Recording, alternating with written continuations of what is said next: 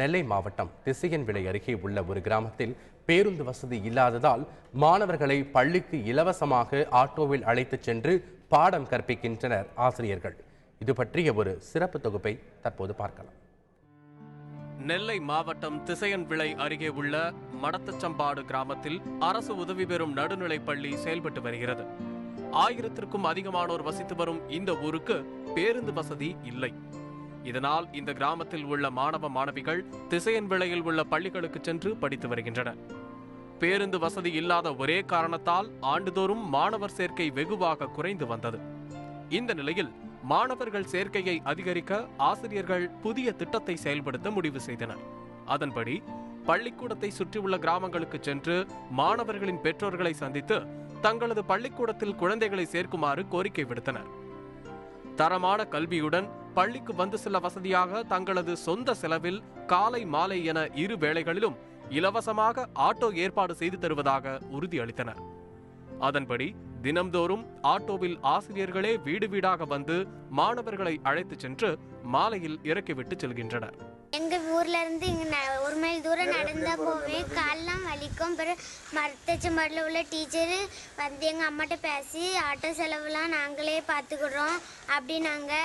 காலையில் டீச்சர் வந்து கூப்பிட்டு போவாங்க. டீச்சரும் ஆட்டோவில் வருவாங்க. சாயங்காலமும் பாதுகாப்பாக கொண்டு விடுவாங்க. இப்போ நான் 3 வருஷமாக இங்கே தான் படிச்சுட்டு இருக்கேன். 6ஆவது படிக்கிறேன். எனக்கு சொந்த ஊர் முருகேசபுரம். நான் முதல்ல ராமகிருஷ்ணா ஸ்கூலில் படித்தேன். அங்கே 3 வருஷமாக படித்தேன். அங்கேருந்து முருகேசபுரத்துலேருந்து தெசவலை வர போகிறதுக்கு 1 மைல் தூரம் ஆகும், போகிறதுக்கும் வர்றதுக்கும். அதுக்கடுத்து வந்து நாங்கள் முருகேசபுரத்துலேருந்து எங்களுக்கு வந்து டீச்சர்ஸ் எல்லாம் மடத்தச்சம்பாடு ஸ்கூல்லேருந்து வந்து எங்கிட்ட இலவசமாக நாங்கள் வந்து ஆட்டோவில் கூப்பிட்டு போய் எங்கள் ஸ்கூலில் சேர்த்துட்டு சாயங்காலம் பாதுகாப்பாக கொண்டு போய் விட்றோன்னாங்க. எங்கள் அம்மாலாம் பேசி விட்டாங்க. இப்போ வந்து நாங்கள் 3 வருஷமாக நான் வந்து மடத்தச்சம்பாடு ஸ்கூலில் படிச்சுட்டு இருக்கேன். ஆசிரியர்களின் இந்த முயற்சியால் முருகேசபுரம், ஜோதிநகரம், தச்சன்விளை உள்ளிட்ட கிராமங்களில் இருந்து சுமார் 35 மாணவ மாணவிகள் பள்ளிக்கூடத்தில் கூடுதலாக சேர்க்கப்பட்டுள்ளனர். இதனால் இந்த பள்ளியில் மாணவர்களின் எண்ணிக்கை தற்போது 120ஆக உயர்ந்துள்ளது.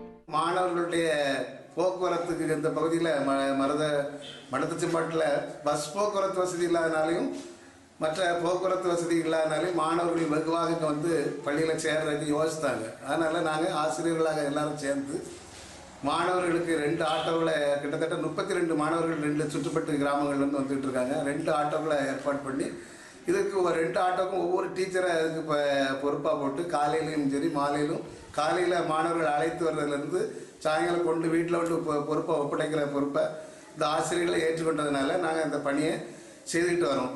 கடந்த 3 ஆண்டுகளாக இந்த பணியை தொடர்ந்து வரும் ஆசிரியர்கள் முயற்சிக்கு கிராம மக்கள் பாராட்டு தெரிவித்துள்ளனர்.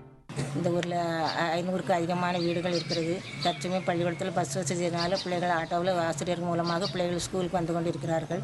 நாங்களும் கூட ஆஸ்பத்திரிக்கோ அத்தியாவசியமான சாமான்கள் வாங்குறதுக்கு பஸ் வசதி இல்லாமல் ஆட்டோ பிடித்து கொண்டு போயிடுது. அதனால் அரசு இதுக்கு தக்க நடவடிக்கை எடுத்து எங்களுக்காக உதவி செய்யும்படி உங்களை தாழ்மையுடன் கேட்டுக்கொள்கிறோம்.